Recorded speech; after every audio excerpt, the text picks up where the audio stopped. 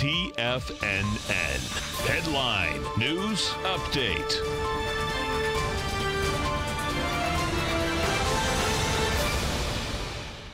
Hi everyone, Basil Chapman, host of the Tiger Technicians Hour, coming up straight after this TFNN update. The Dow is down 360 at 25,029. Yesterday I was mentioning that between 25,070 and 24,970, that's going to be the cushion. That's what we've got to see hold, and we're coming down very sharply in a single day, biggest red candle we've had in quite some time.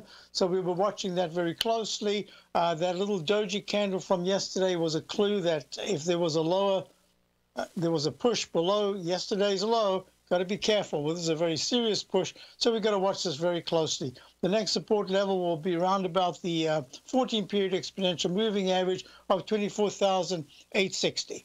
The S&P right now is trading down.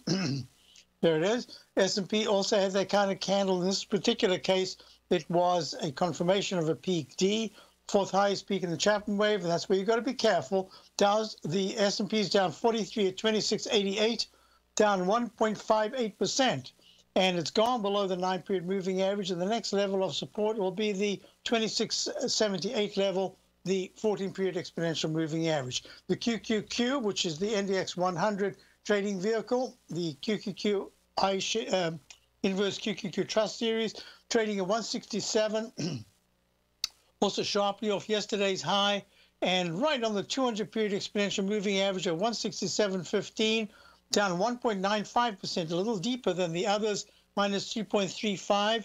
And we're looking at the MACD in all cases still being very strong. And that's the issue here. Are we going to have speed to the downside to be able to see the MACD deteriorate, or will there be some support coming in by tomorrow afternoon?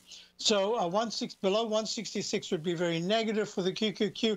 IWM right now is trading at, excuse me, down 2.23 at 148. It too has got quite a serious visual problem, but the technicals are still holding quite well. Gold tried to rally a little earlier on. It's come back a little bit. It's down 0.07 at 13.15. And this is very important because the dollar was running very sharply and now has taken back most of those gains.